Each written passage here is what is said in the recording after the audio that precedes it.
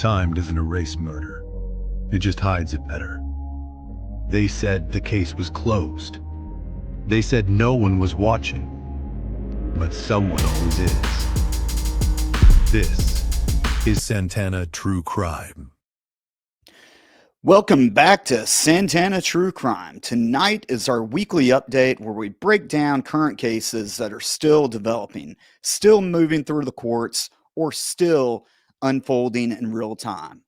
We're also marking an important date. This week is the anniversary of the killing of United Healthcare CEO Brian Thompson, an event that shocked the corporate world, law enforcement community, and the public. The man accused, Luigi Mangioni, is currently in court fighting over what evidence the jury will be allowed to hear and what could be thrown out of the case entirely. We'll get into that tonight. Joining me is Dr. Brian Santana, and we're going to walk through three major cases. We're going to start off with the case of Travis Lee Turner, then work our way to Luigi Mangioni, and then finally, we're going to be discussing the Slender Man stabbing suspect, Morgan Geyser. Brian, welcome to the show. Thank you. Good to be here. Lots of stuff going on this week. Yeah, it really is a packed week, and that's why we chose to do this weekly update instead of just choosing a case or two like we normally do. You actually brought my attention to this case of Travis Lee Turner, and I wanted to talk about that to start the night off. We know that Travis Lee Turner was a football coach of a high school team in Virginia. The team was very successful. I believe they're undefeated, and they're about to play in the state playoffs, correct? Yeah, they're I think they're in the state semifinals right now. They're like a game or two away from the state championship. Still going strong even after the coaches disappeared. Yes, and not only has he disappeared, but now he's disappeared on the roll call of the school there because they've removed him as a employee. Yeah. What we know is that he's been charged with 10 felony counts linked to child sexual exploitation. And I believe that these are due to solicitation for 5 of the charges, and then having child pornography on his computer, right? Yeah, so that's my understanding. So initially this started off, this is around November 20th. His wife reported him as a missing person. That was supposedly, this was independent before any charges or any warrants or search warrants, any arrest warrants or search warrants were filed. But his wife, Leslie, reported him missing. And 5 days later, authorities were en route to question him in relation to the child pornography and the soliciting of a child charges that were ultimately filed in the arrest warrant. But before they had an opportunity to talk to him, he went missing on the 20th, and 5 days later, we get all of these different arrest warrants and a slew of search warrants that have been executed by the local police, the FBI, U.S. Marshals, and other people. Lots of people involved now. Yeah, I believe that the Virginia State Police is who initially had the investigation, which makes sense because I can't confirm this, but most agencies of that at the state level, I know, will have an FBI task force officer, a U.S. Marshals task force officer, and DEA and ATF. So kind of your major branches. And we discussed this off the air, but their responsibility is to essentially, they are duly sworn. So they would be sworn by the Virginia State Police and also be sworn by the marshals, and they would have credentials from both. And the idea is that they would work on federal cases within that jurisdiction because, believe it or not, there's actually not a lot of ATF and U.S. Marshals that work a lot of areas. They're responsible for very large areas. So that's the way they expand their power, is by using these task force agents who then would work collectively with other agencies from the surrounding area. So you may have a sheriff's department that has a task force officer as well, who's working with a state police task force and an actual U.S. Marshal, all on these cases. And the anything to do with, with children in this nature Mhm. is very common to go federal too. So that part is not shocking. I'm sure it was a shock to the community that this happened. And here's a picture of Mhm. the wanted poster there. He's got a $5,000 reward, which honestly, it seems small for what he did. Yeah. But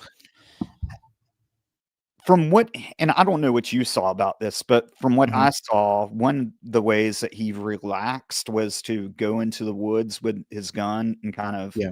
I'm assuming he's got a lot of woods that are behind his house.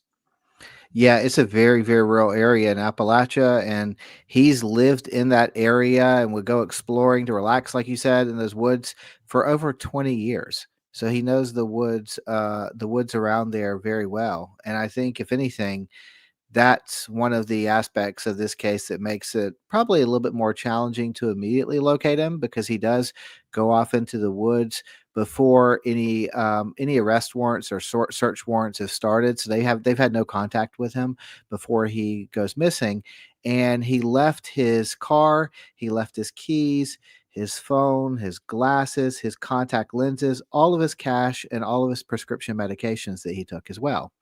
And so it's it, there might not be anything technology wise where they would be able to easily trace him.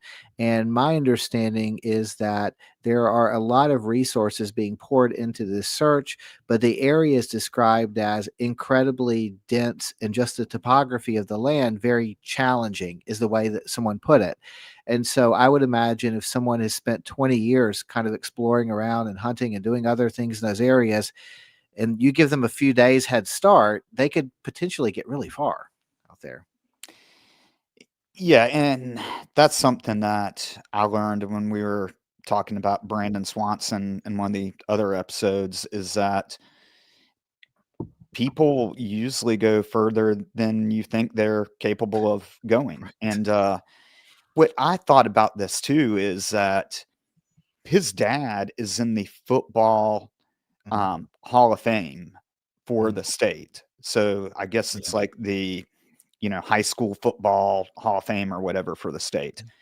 And the reason why I bring that up is that if he's from I'm I'm gonna say prominent, but a family that is popular in that area and well Mhm, liked, and a local agency finds out about these warrants or the charges, mhm, I don't think you can rule out that someone may have, told them that, hey, you've got arrest warrants mhm. coming down. You need to get out of here.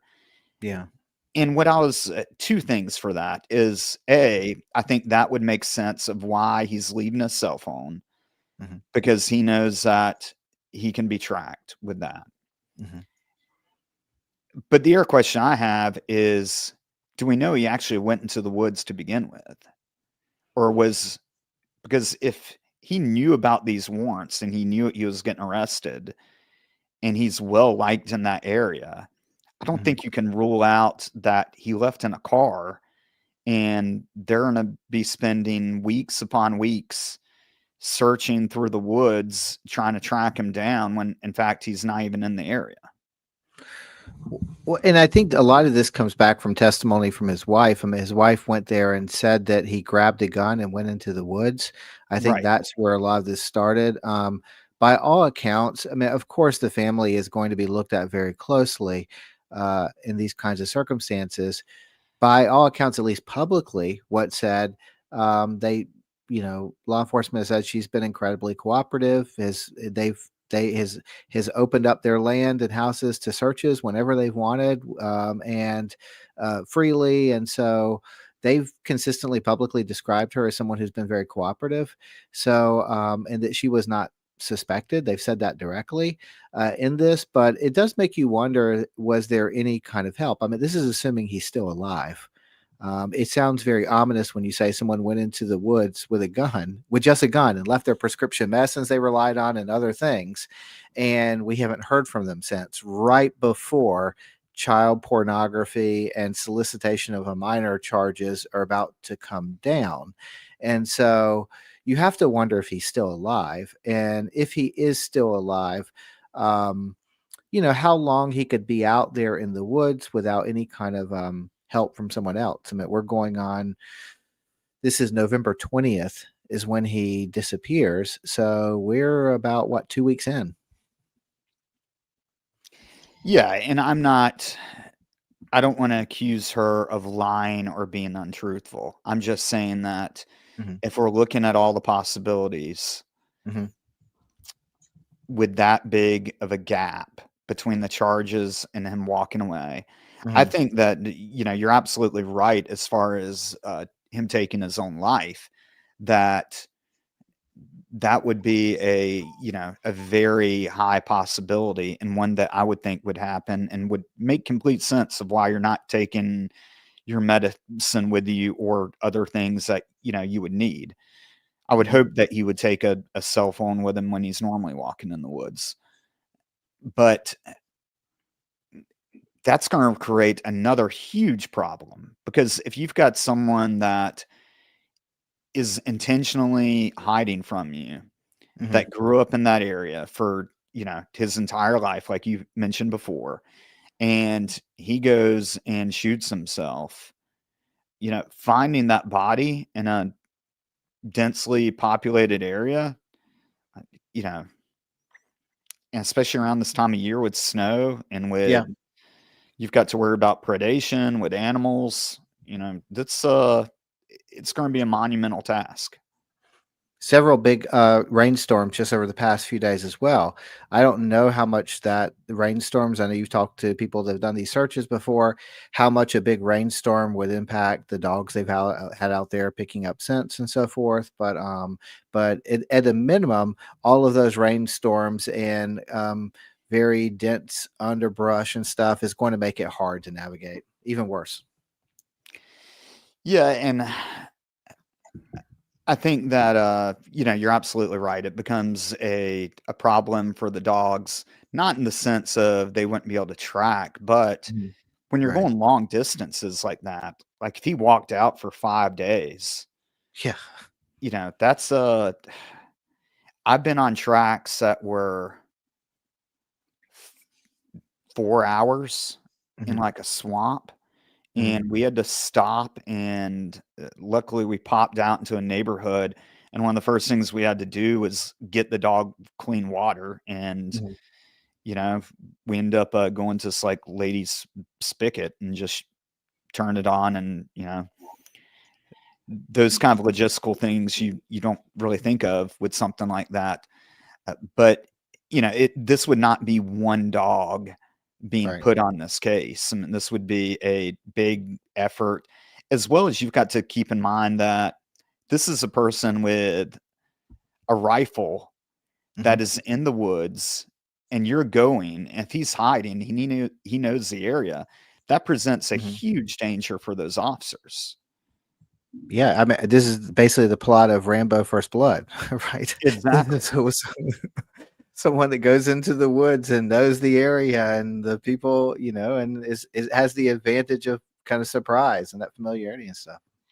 Yeah, and one of the troubling things about this too is if he does take his own life and they can't find his bodies or the body, that means that his victims that have come forward, Mhm. um, they're going to be on a standstill for a while, and there's going to be always that possibility of, well, what about if he didn't take his own life? What about if he really didn't go into the woods and Yeah. he's still out lurking around? Is my child safe?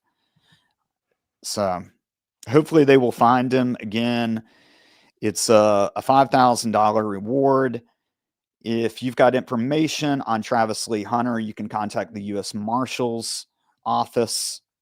And I wish I had a phone number for you, but I don't.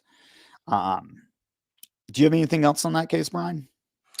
Just that at this moment, law enforcement is holding the details of the arrest warrants very tight. I did call Wise County to try to get a copy of the arrest warrants because I noticed that all the news agencies were referencing all of the different charges. And so I thought, and there were arrest warrants issued. So I called down there, and the clerk basically said that the warrants would be released to the public as soon as he was apprehended. But until that point, they were she didn't use the word sealing; they were withholding the warrants from public release until he was apprehended. Then they would be made public. So Yeah, and that'll be good to look into because then we'll actually be able to see more of the detail of what he actually did. If this was um, if he went onto an app, or did he, mhm. or these students that he knew from school, or kind of what it is. I'll tell you the thing that bothers me most about this case is that 1 year ago, almost exactly, there was another high school teacher at this same high school who was similarly arrested by police and convicted of soliciting minors and child pornography as well. And I realize that there's we don't there's I'm not suggesting there's any connection between these two, but I think about some of the poor students there, and you have to think about, like, man, it seems like every year another teacher is popping up like with like child pornography. This is like a small town, and it's like, and these people that in a close community, the community's really rallied around the football team. But you think about, like, what are the odds that like 2 years in a row you have someone that's like has this child pornography, is soliciting minors. Maybe this is more common than I'm getting. I was just shocked when I heard that there was just these two guys back to back, and I thought, is there any chance that these two guys like that they knew about each other, that they were just each kind of operating, doing their things independently of one another, but they happen to be at this small school?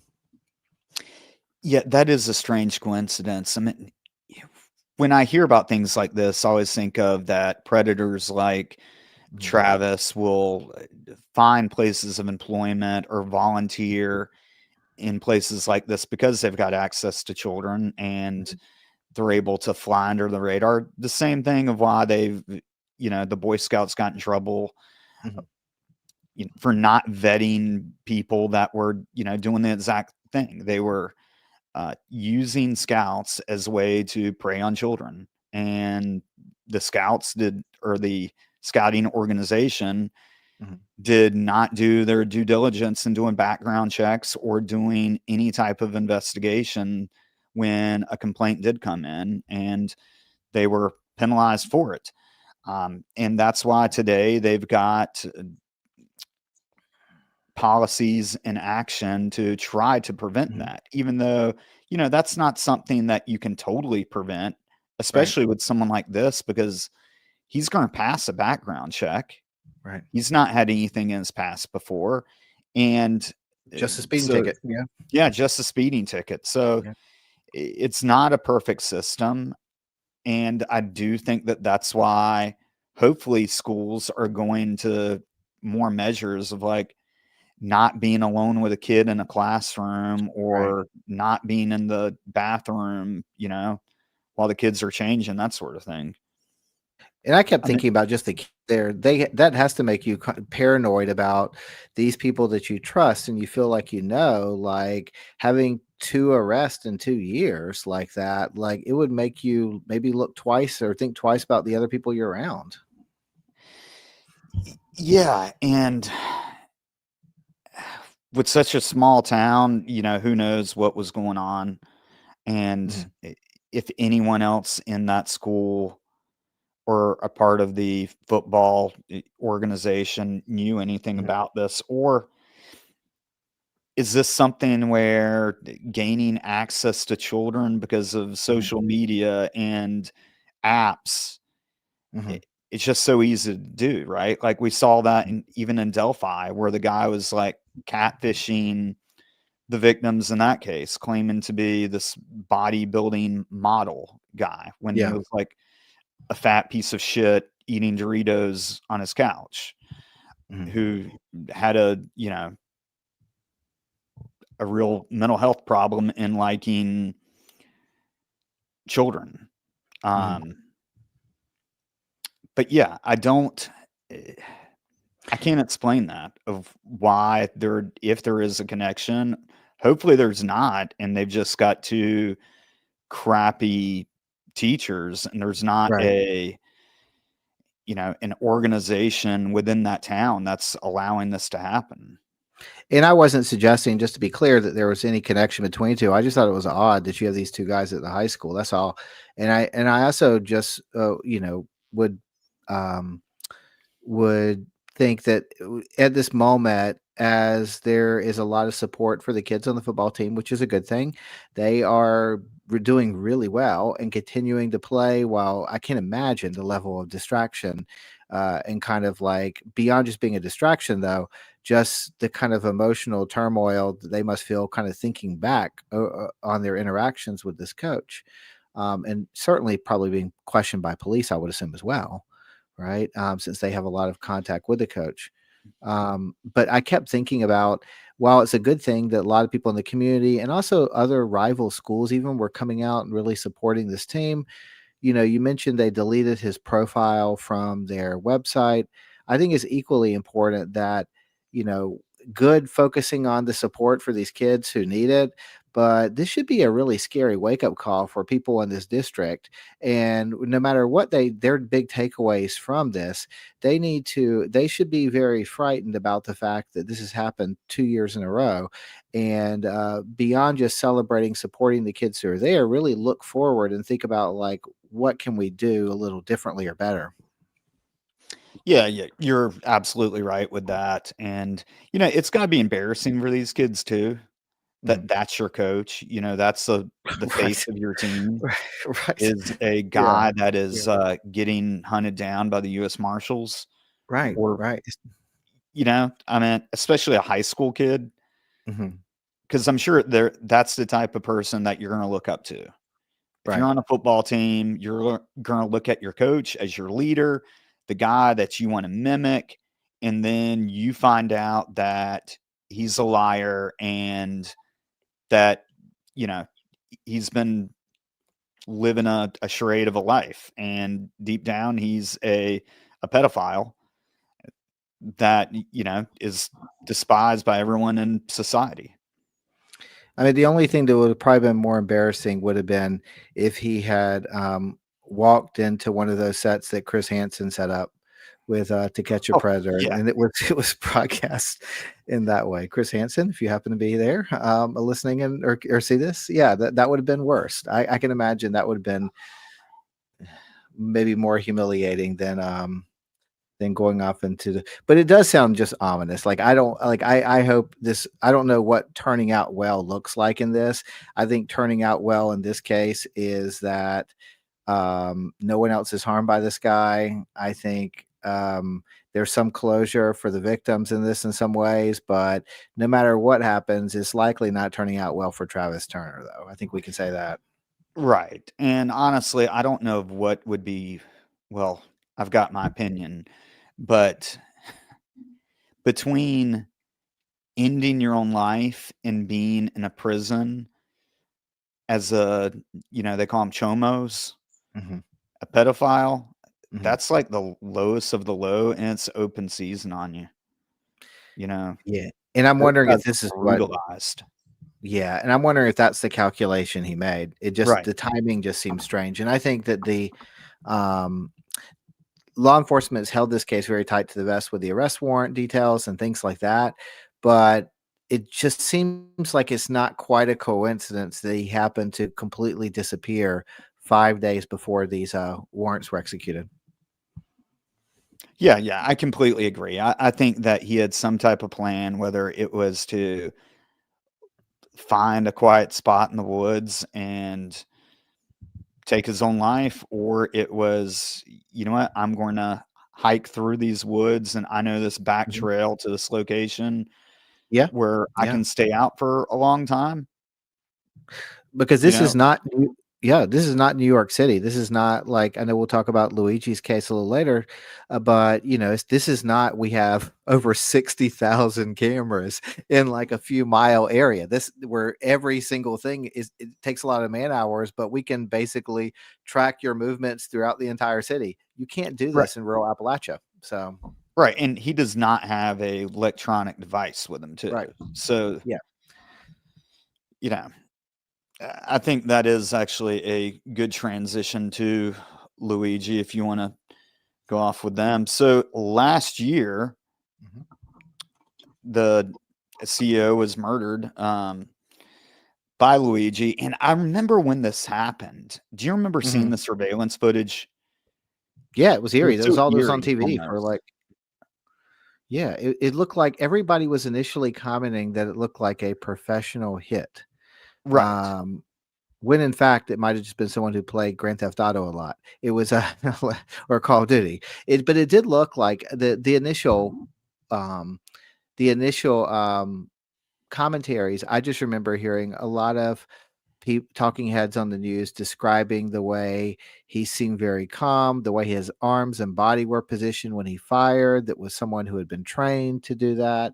And at least very early on, there was speculation about whether it was a professional hit. And so uh, it was incredibly just very rarely do we have so much footage like that right away, just kind of released and just broadcast everywhere, kind of nonstop. And that the manhunt that ensued was quite dramatic. Yeah. And it looks like, looking back at it, that he did spend a lot of time planning this. Like that's Mhm. we can clearly see that, Mhm. um, especially because he had the fake ID. He had a suppressor on the pistol, Mhm. so then it don't make a lot of noise when you press the trigger instead of going bang. He took a bus um, to travel with, so that kind of complicates things too, especially with a fake ID. And a And bus ticket, something that came out into court today, the bus ticket that was in the name of a Sam Dawson, which right, is different than the name that was on his fake ID, and, of course, different from his real name as well, so yeah, and so I feel like it's someone that planned up into a point, mhm, but didn't put a lot of planning in the contingency of like, what am I going to do when a surveillance picture is, put up on my face? yeah, Am I going to get out of the country, or am I going to go to McDonald's and get a McGriddle? right. You know, and he ended up going to McDonald's to get his, pancakes or McGriddle or whatever it was but that's just a bad idea. Yeah. It Like, was a bad idea, and I think he underestimated how many cameras there are in New York City. He right. was wearing a mask, but he has the only unfortunately, I think for him, unfortunate for everyone else, was that the features that you can see, which are very few, his eyebrows and other things, are very distinct. He has a very distinct look, even wearing a mask. And so I think if he had actually been someone who looks fairly anonymous, I think this would have been a much yeah, look at his Yeah. eyebrows. Yeah. Yeah, those eyebrows are, pretty thick. Yeah, and on at least 2 different occasions, he did pull his mask down when he was communicating with people, I meant before the murder, and I think he just underestimated that, like, everything in New York is like there's cameras everywhere, literally. You can't go inside any place, you can't walk around the streets without some camera somewhere kind of catching you. Now, it doesn't mean the authorities are always going to be going through all of those, but in a high profile case like this, where they want to scour the entire city, like there's a lot of footage to be found. And I'm sure in a case like this, actually did go through all They that did. footage. Yep. There was an I entire group remember that just went through it it. reminds me of the, Boston bombing case when, Hmm. once they found the suspect, it was like, "Okay, now we're gonna backtrack and pull every single camera Hmm. along the way," and, it's with big cities like that, you're able to do that, and you should be able to track them to the point where they get into a car or go into a house, or sometimes even remove their mask. why I wanted to bring up this case, so, is what is happening in court and what the fight is going to be over as far as the evidence in this case. Um, I know that the defense is they're going to be claiming a couple things. They're saying that the police officers were not authorized to or didn't have probable cause or reason to search his bag, which when they did search his bag is when they found the fake ID, the bus ticket, the 9mm handgun, as well as a manifesto / notebook expressing anger towards insurance companies. Well, they're also objecting to the use of the word manifesto, which they said is a prejudicial kind of police invented term that versus I don't know what else you would describe it. Maybe like a diary or his like Collection of a writings. diary doesn't sound too good either. That sounds kind of Right. his collection of writings, right? His edited collection of musings on the healthcare system in America, like Yeah. something. And whether you call it, an essay Yeah, or, So- a right. journal or A whatever, report. it's going to get read in court, Right. you know. And it doesn't look. It's not a good look to have to have that on you when you're when you're detained. And this is actually something I wanted to bring up with you. I know we'll get to the stuff that happened today, but I'm a little confused. Like I know he's pled not guilty to the state charges that they're hearing right now, or they're debating about what's going to be in as far as evidence. But his intent is to plead not guilty, or he did plead not guilty, and um, I'm confused because someone who goes to the extent planning, like you described, I mean, he made some big mistakes in this, but he was obviously planning, right? Right. Like this is very premeditated. There's a lot of effort put into this, and you're writing like manifestos and all these things. There was a report that I believe it was the New York Post printed the other day that described the way that he keeps an Excel sheet. He's received over 6,000 letters.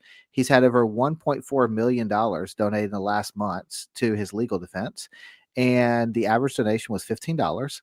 And he logs the name of the person and where they were from in his Excel sheet for every single letter he receives and tries to respond to as many of these as he can and is trying to track where his supporters are and things like that. It just sounds guilty as hell to me. Like I don't understand like how on one hand you want to, like, if you're writing these manifestos or essays or whatever you want to describe it, critiquing the healthcare system in which there are big issues with. No one's debating that, I think. But like, why not just take responsibility and say, hell yeah, I did this. Here's what I did, and here's why I did it. And actually, I want to tell you about all the things that problems I have with the system, and here's why I did it. Pleading not guilty. I'm assuming that with the not guilty, he's going to be making like it's not me, right? Or does his tune change after this evidence is ruled in? So because if the evidence is out, this is a different case. Now, I think there's zero chance that this evidence is not going to be allowed in. But let's just take a hypothetical for one moment. All of this evidence is out. This in his bag. Is he kind of holding out? Do you think on the slim hope that there's a kind of there's an opportunity there? But after, if this evidence is in, does he change the way he's positioning himself or what? I don't get it. I don't get what this is. I don't think that for the defense, there's no value in him pleading guilty. Uh-huh. Unless they give him some type of offer to plead guilty, which they shouldn't. Mm-hmm. It's a slam dunk case. It's very clear. Mm-hmm. They've got video footage. They've got the gun. They've got the essay, manifesto, whatever you want to call it, writings in his backpack. They've got the bus ticket. They've got everything they need to prosecute the case successfully. And for the defense, it's what do I have to lose? And the other aspect for him is that, this is all attention-seeking behavior. Mm-hmm. It's kind of like this idea that he thought that by killing a CEO of a healthcare company, it's going to create this world change and I'm going to be looked at as a hero. When in fact, what's going to happen is as soon as this trial is over, it's going to be the next one. Yeah. And he's just going to fade. He's going to be another inmate trying to survive. And, which I don't think is going to work out well. He thinks that he's going to be respected in prison. I don't think so.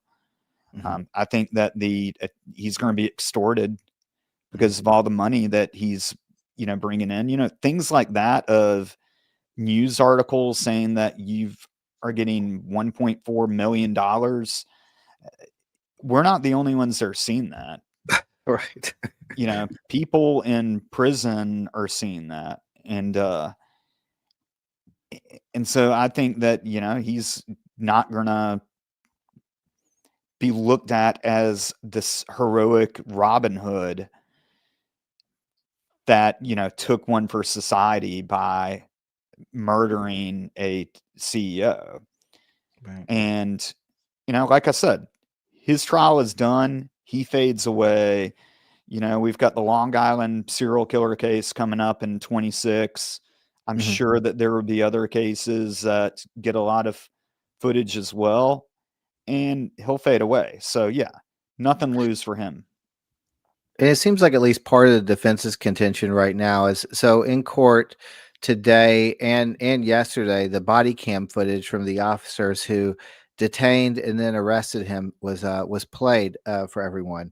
This was Officer Tyler Fry, who had only been with the Altoona, Pennsylvania Police Force for 6 months. We were talking about before we went live tonight that he was actually, according to local coverage, he was actually learning how to perform traffic stops under the tutelage of Patrolman Joseph Detweiler when this call came in about this guy who looked like, the person that authorities were looking for in the Brian Thompson murder.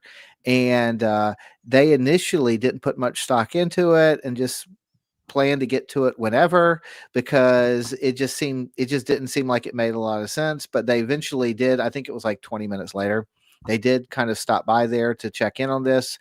And then they both had reported right away. They thought that they recognized him, right? And that's what they reported in court. But what a kind of welcome to the police force, just your first 6 months. And now Tyler Fry was on the stand today describing the search and the kind of events leading up to Mangioni's arrest. And what a big high profile case to be thrust into from Altoona, Pennsylvania, and international coverage, national coverage, and probably going to be, if not the most famous arrest of his career, one of them. Yeah, I would go with the most famous arrest for him, probably.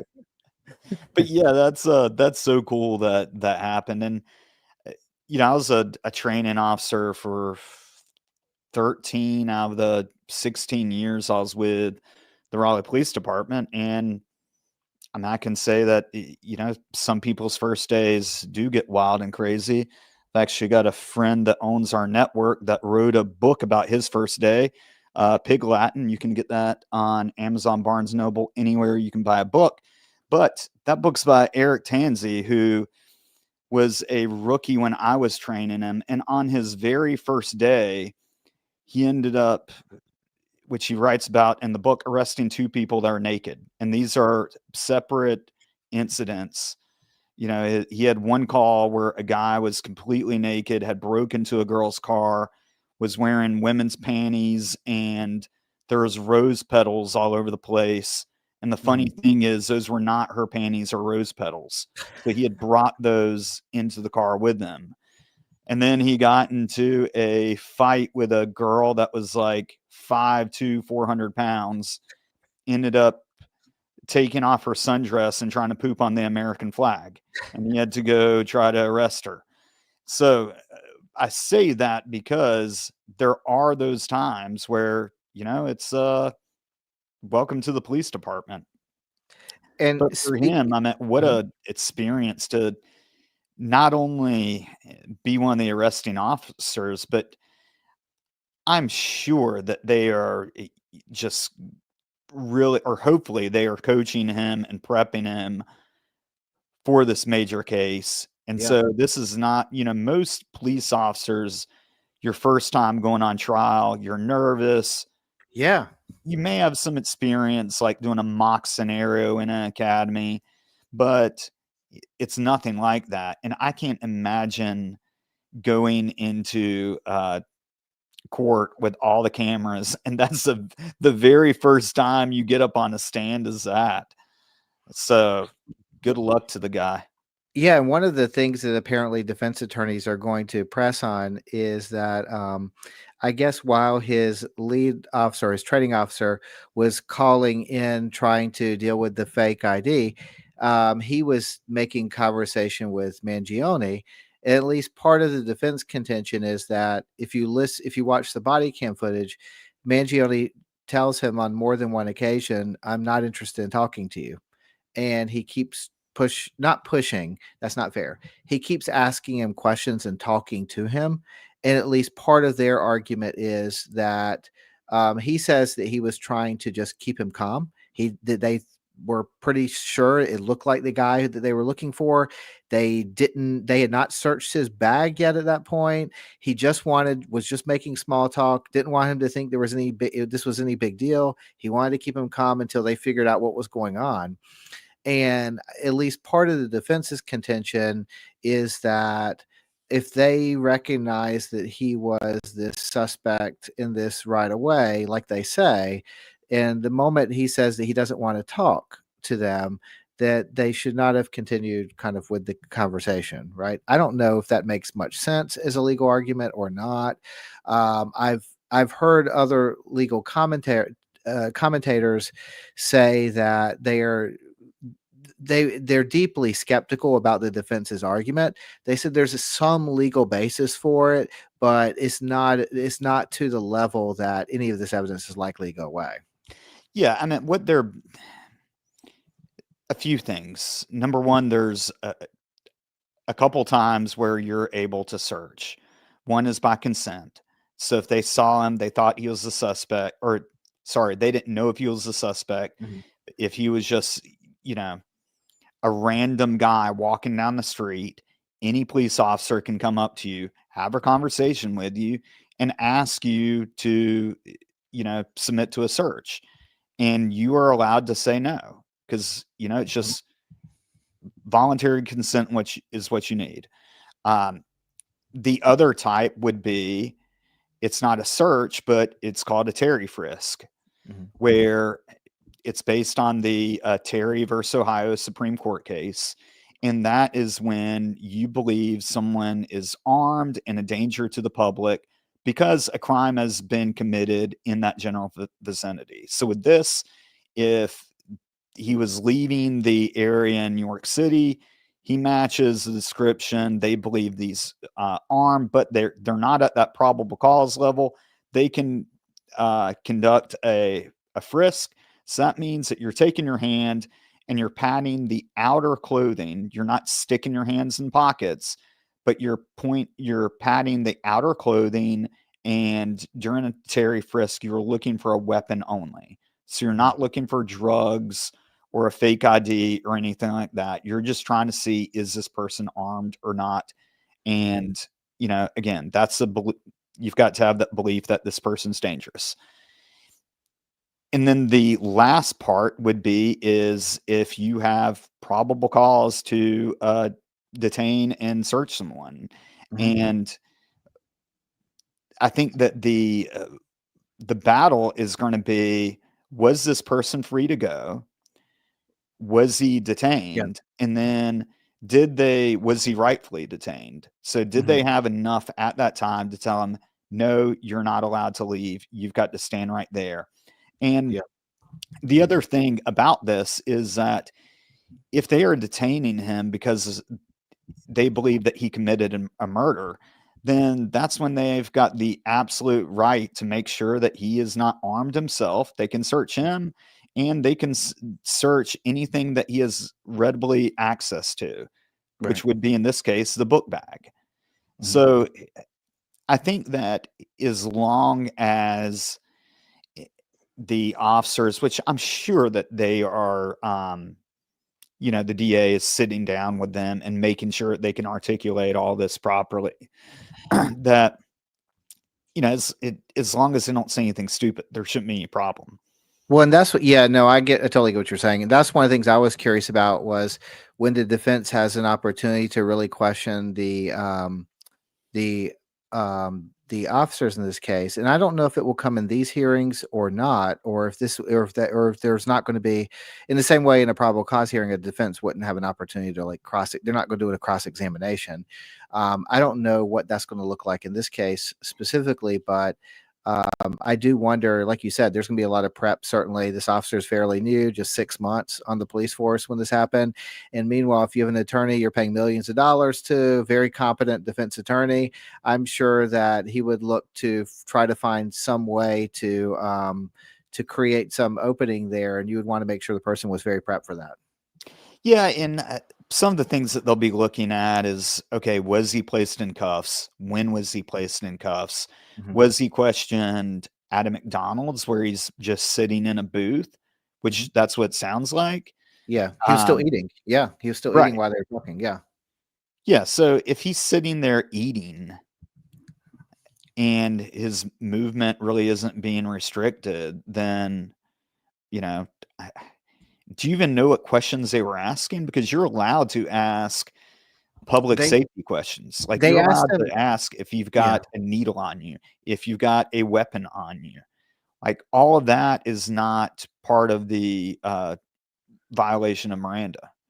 So his fake ID was a fake New Jersey driver's license, and one of the questions they asked him was what he was doing in Pennsylvania, what he was doing in the area, and he said that he was homeless, that he was basically passing through, that he was homeless, and he just wanted to use the Wi-Fi in McDonald's. That was kind of where this started. They asked him when the last time he was in New York, and at that point he got visibly nervous, according to them. But then he seemed to calm down, and they had insinuated that the reason they were there was just because there had been, the manager had called and was concerned that there was in someone that was suspicious that was in the restaurant, so they were just checking in to see what was going on. And he said at the time that he was just there like looking for the Wi-Fi, and he was eating his food while they were talking. Yeah, and the police are allowed to lie to you. Right, And so if the police had information, which it sounds like that they had information that this was possibly a murder suspect, they can tell him whatever. And that's actually a tactic that we would use if we're getting backup. You don't want to be like, hey, are you the murderer? right. That murdered that CEO?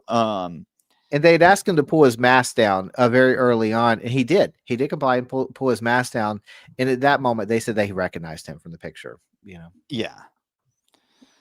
Well, like I said before, I think that the defense is going to be grasping at every single straw they can, to include calling it an essay instead of a manifesto. But I hope that this doesn't drag out too long, but I've got a feeling this one's going to drag out a very long time. You think so? Yes. I think they are going to challenge every single thing that they can, and they're going to get this thing continued, and we'll be looking at late 2026. We'll be doing an update on this. So, and this is just the preview of things to come. Fights over whether you call it a manifesto or things like that. Because what's the defense really going to be in this case? It sounds like it's like the best offense is a good defense, where they're just going to be trying to attack procedure and things like that, versus offering any kind of affirmative defense. And there's always the option that they're trying to poke enough holes where then they can get a deal. But yeah, what deal are you going to give them? Not much. And he still has the federal case down the line too. I mean, this is the state case is going first, but the the Justice Department has said that they have not taken the death penalty off the table with the federal case. So it's he still has that too. And I think that is the only real deal to be made, is if they can make a deal with the feds to not give him the death penalty. Mm-hmm. And with Trump being Even in office, you know that they are more than willing to use the death penalty. Let's be honest. well, it's hard to imagine a crime to be more premeditated Right. than this. I mean, if there is such a thing as a premeditated crime, this would seem to be a textbook example. So I can only assume that it would be one of those things that it just wouldn't be worth the actual public resources and time for something, given given the fact that there is this sector of the public that's very sympathetic to him, that the death penalty itself wouldn't be guaranteed. Right. Well, yeah, and when we say death penalty, that ends up turning into a life sentence as well until, Mhm. because the amount of appeals they'll get and all that jazz. So either way, this is going to get drug out Mhm. because federal court's going to be in our round for them to bring stuff up and challenge things. And so, yeah, we're So in other words, it's okay to go get some popcorn and settle in for a very long kind of experience with this case. right, absolutely. We'll be Mhm. talking about this one for years to come, I'm sure.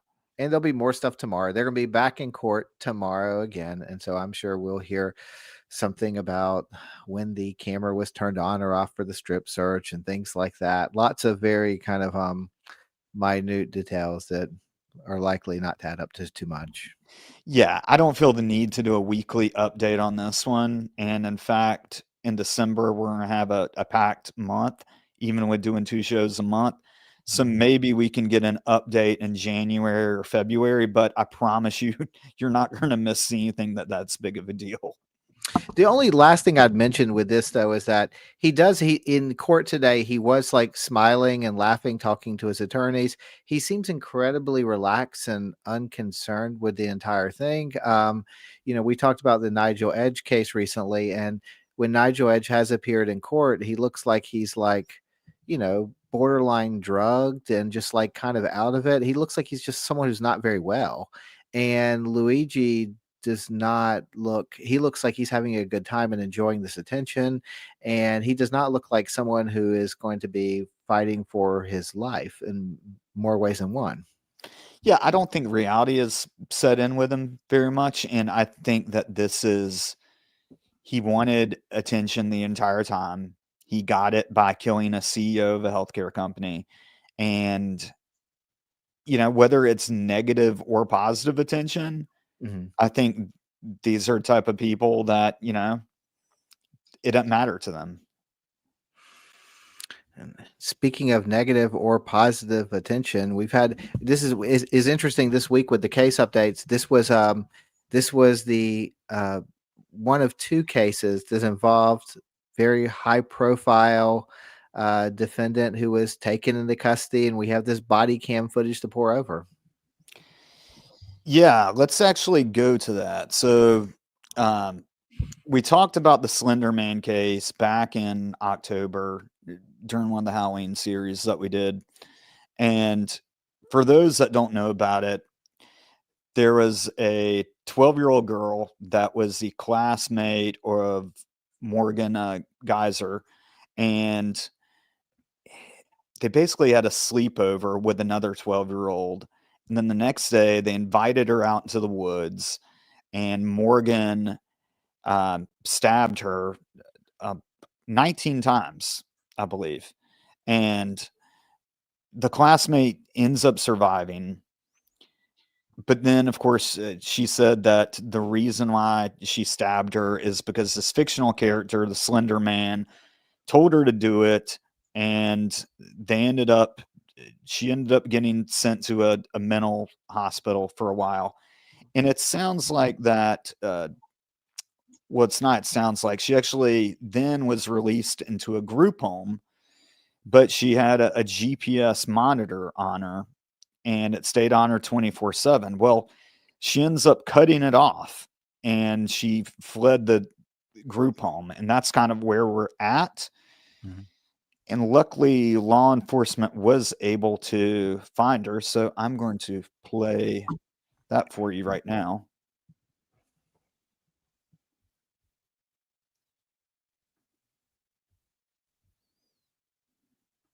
You guys,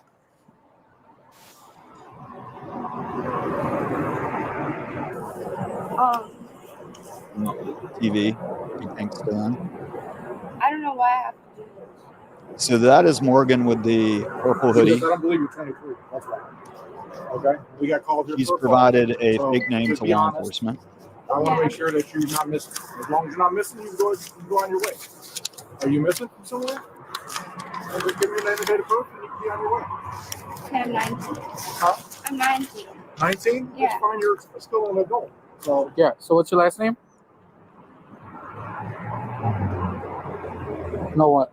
I don't want to give you my name. okay, well then we're gonna arrest you and take you an ID. We're gonna Not a hold great you an start. ID at the station. So you don't want to obstruct an officer. Give me your name and date of birth. You're not wanted for murder, right? Right. Okay, then there shouldn't be any problem. Okay, you're making it bigger. What's your last name? Reese. How you spell it? I-E-S. I-E-S? No, G-R-I-E-S. Okay. G-R-I-E-S. What's your first name? Stephanie. How you spell it? E-P-H-I-N-E. You notice how she spells her last name wrong, and then she spells her fake first name wrong.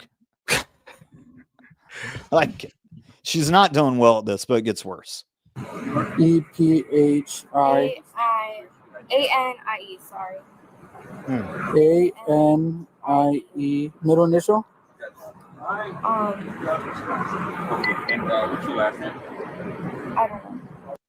I don't yikes. know when they ask your middle name would be a telltale sign that you are lying. I love how I don't know if the officer feels bad for her or something because he's like, "Oh, do you like not have one? Is that what you?" It's Well, there's something about Do you have a middle Hold on. initial? Okay, what's your date of birth? April 16th, 2002. Okay. Oh, Robertson. Okay. And your last name is G-R-I-E-S? All right. 3014. I have a name and date of birth. Both of you guys have the last opportunity. This is your last opportunity. all right. So obviously they run her name and they realize that that's not a fake person, or sorry, that's not a real person, and now they're trying to get her to admit who she really is. Okay, let's try this again. I don't know what you're What's supposed to your hear. what's your last name? Please just let me go. Please just let me go. Does Please, not I didn't Can break the we law. please let her go? Oh, did you just hear that? yeah. The What officer mocked her and looked at the supervisor and goes, "Can we please just let her go?" Oh gosh. So I didn't You break did the by law. lying you're to the breaking officer. And you guys are loitering. statute of obstruct identification at this moment, which is a Class A misdemeanor. That's a arrestable offense. Therefore, you can be placed under arrest for that. Both of you, because you lied and you lied. You give me your real name. And we got dispatched here because you guys are loitering in the back of the business. It's not like we When there's approached you signs guys. posted, there's no loitering. Okay. I'm sorry. Okay. So it's not a big deal. What is your name? Don't make us arrest you and do all this extra stuff that we don't need to do. We have other stuff to worry I about. know. We got way more serious things to worry about than this. But we got called here. It ain't like we just walked up and started messing with you. And not only that, but when we print you, it could take a day, 2 days. 2 days until your prints come back before so you'll be in our custody until we can release you. If you want to And stay you're- all day, that's fine. And your prints might come back before him. So then that means that he would still stay at the station and you might get released. You might as well just avoid all of that and tell us your real names. So if you want to stay in a cell for 3 days, by all means, we'll go this route. Yikes. Yeah, and like this is a common occurrence when people Yeah. lie about about their names. I just want to tell them that if you're born in the U.S., Yeah. then there's got to be a record of you. Yeah. You know, I mean, this is about as legit as Luigi going by Sam Dawson. You give someone a bullshit Right. name like this, like there's like, I don't know if they imagine there's not going to run it or something, but Right. it just doesn't seem like a really good strategy. I mean, the strategy would have been not like deciding if you're a high profile person who's on the run, it would be to not like lay on the side of a building that's incredibly lit. Look how bright it is out there. Right. And just be like on camera, like, I mean, you're like attracting attention to yourself unnecessarily. Yeah, and you would think that when 3 officers are surrounding you, you might as well just tell them the truth and bite the bullet. You're not getting out of it. Well, You know, did your they options realize are at that either moment? what's that? Did they realize at that moment who she was? They knew she was lying, but did they know that she was the girl from the Slender Man case? Because I kept wondering. It seems like they seem excited about, like, this is more than just a random person who's loitering, who's just being a jerk and not giving them the proper name. They seem invested in this conversation, and I kept wondering, like, do they suspect this is the person this the Slender Man girl is missing, because it's a high profile case? Yeah, and look, as soon as she it reminds me of the United Healthcare case, where this was a very popular case. And when things like this happen in law enforcement, you're getting an email, which now, guys will have them on their cell phones too. They've got multiple pictures. They've got her current picture of what she looks like. So I think that when they saw her, that they knew it was her. They just wanted to confirm that it was her. That way they're not wasting their time sitting with her, at a station for hours on end while, someone's able to positively identify her. It's unbelievable to me that she pulled off this like escape thing. Not that she was able to escape, because it doesn't sound like there's a high level of supervision attached to her, but that she really lucked out in many ways with the sentence that she got. And I don't think she fully appreciates how fortunate, like, everything turned out for her by comparison to what it could have been, or maybe should have been. It was Yeah, and that's why I wanted to choose this case, is that kind of what's the next steps for her, because I would hope that they send her back to a mental health facility, and the group home option is going to be off, since I've been to several group homes for people that have mental health disabilities, and they're not very restrictive at all, the ones I've seen. I mean, it's just a typical house and typical neighborhood, and they've got a lot of freedom of movement. So this was not hard to pull off, and she got 100 miles away too. So she may have had some planning, or I'm sure that the guy that she was with helped her out there. But this I don't think would require a lot of planning to escape. And this is the video. Was this the video that at the very end of it, she's asking the officers, like, to let her say goodbye to the person because, Yes. okay. Would you like to see that? Okay, because allegedly he did not know who she was, which I find so unbelievable. Like, where did she find this guy? And Right. like, what is this? She didn't know my name. Yeah. So at this point, he's got her correct name, and his radio's not working. I have low battery. That's what that tone sound is. What is it? May 16, 2002, female. His battery's about to die. That's burping. Bad feeling.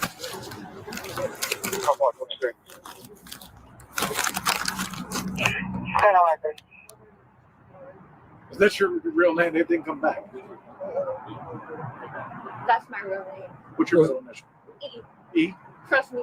Is that your real birthday? Yes, May 16th, 2002. You got E as an Edward? No. Okay. Middle initial.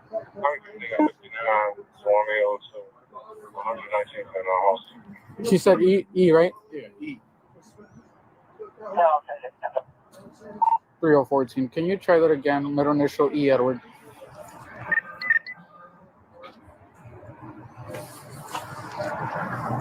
So there's a national database that law enforcement uses, and that's what they're having dispatch do. You didn't know, I'm sorry. is they're having dispatch run her name through that database. Okay.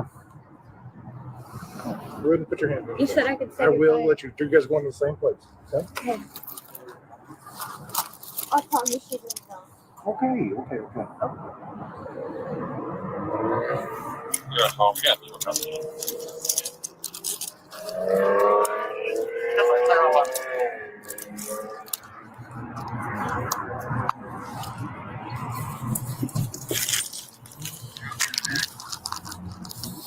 What did he just pick up?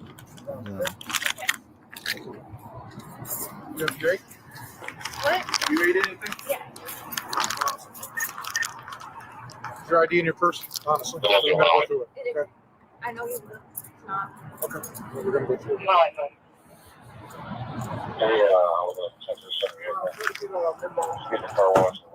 Milo, female, sir. Yeah, just go over there.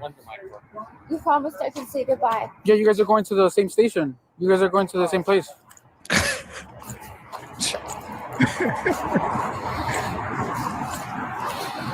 All right.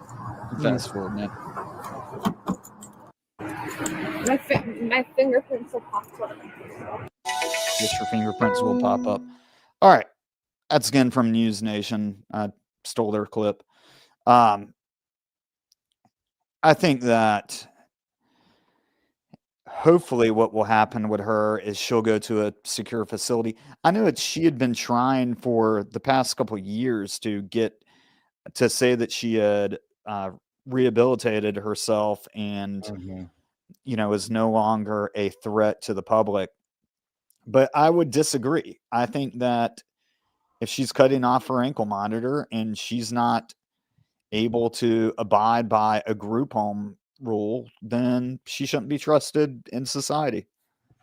And especially shouldn't be trusted if her defense is that Slender Man told her to cut the GPS and leave as well.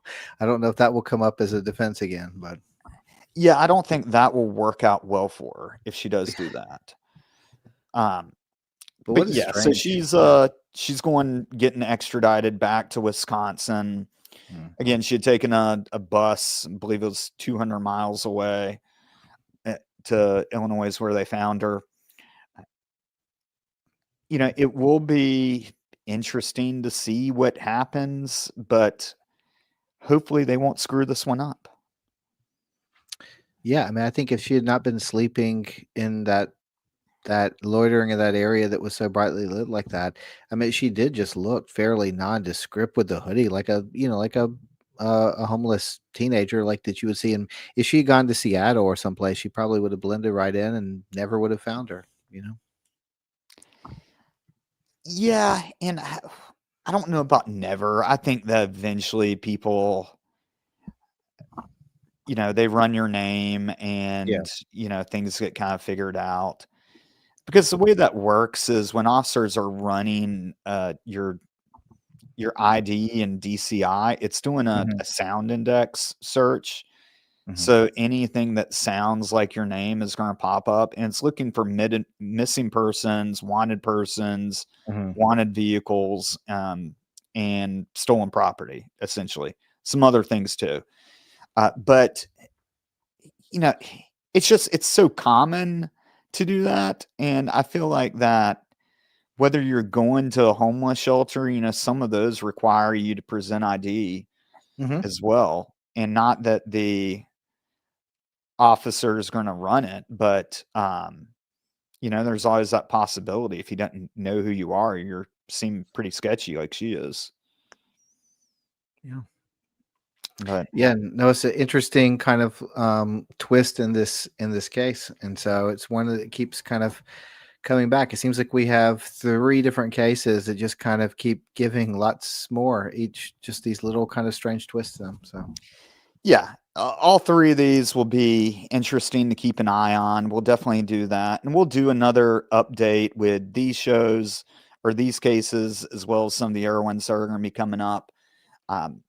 Next week, we've got an episode with William Noguera that's popping up on Tuesday, where we talked about the Aryan Brotherhood. William spent 44 years on death row in San Quentin's prison. So he's got firsthand experience of what prison gangs are like. We're actually going to be doing a series talking about the main 4 of those. And then Thursday, we are going to be talking about the Yuba County 5. And I've got Tony Wright coming back on the show, who did a book on that case. And it's probably one of the few people that has read that entire case file. So he actually got access from the sheriff's department to go and sit in a room with the entire case file in his notebook pad. And I think he took about 30 pages worth of notes. He was there for a very long time. But that's why his book is extremely detailed. I wish I had a copy of it in front of me so I could promote it. But it is Things Aren't Right by Tony Wright. So if you're interested in that case, make sure that you check that out. And that will be a live show. So people are able to come and ask him some questions. I'm also going to take the comments from the previous show that we did with him and make sure those are asked as well. Brian, do you have anything to add before we wrap this up? Besides, I think I know about the book you want to talk about. I'll let you hit the image. There we go.